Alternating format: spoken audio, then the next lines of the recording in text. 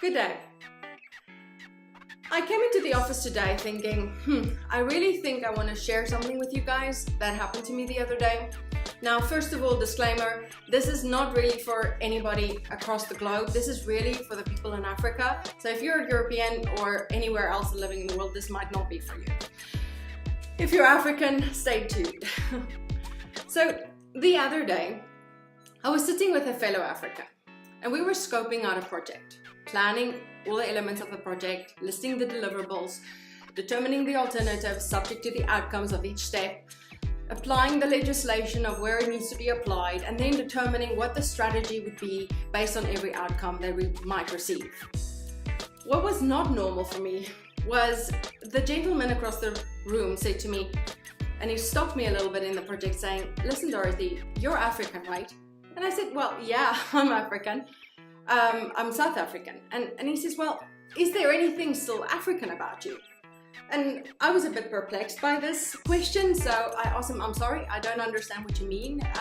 Could you elaborate?" And he said, "Well, you're so structured, all outlined, very much 1, 2, 3. You plan the project, you take legislation into consideration very much, and you're very, very structured in your approach. So again, is there anything African about you?"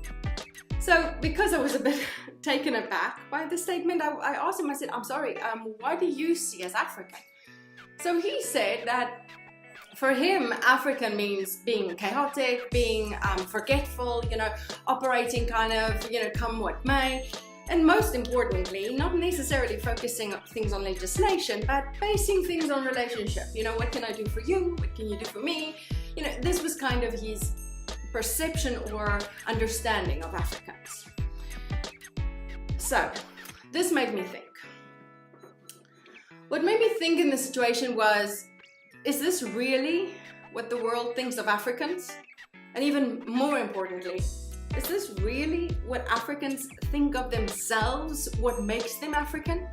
So today I want to talk out to you, to every African out there.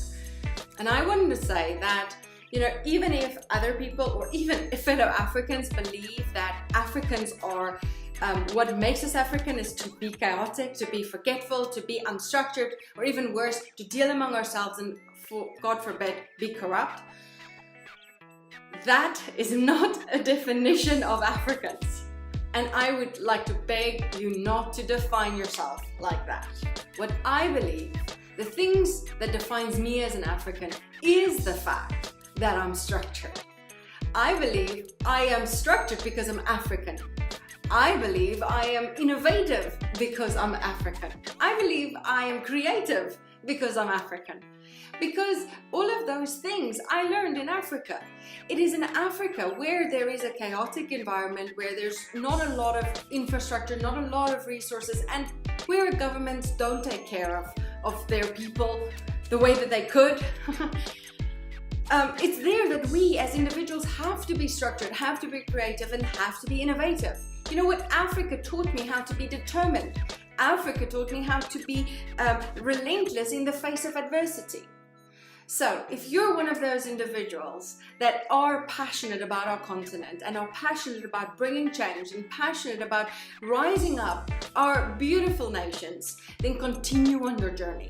Don't give up, and don't let anybody come and define you by any other means. You keep on doing what is right, because I believe it will bring the results that we are after. A whole movement of Africans changing our continent for the better. If you, on the other hand, are one of the Africans that do believe Africans are unstructured, Africans are chaotic, and the only way to define us is to deal among ourselves, if you're one of those, then I want to encourage you. I do understand that the world, the perceptions, and potentially even the environment around you might have had that impact on you. And I do sympathize. I do understand that it might feel better to give up, and it might feel better to just let everything go. But I want to encourage you, like Mufasa said to his son Simba, remember who you truly are.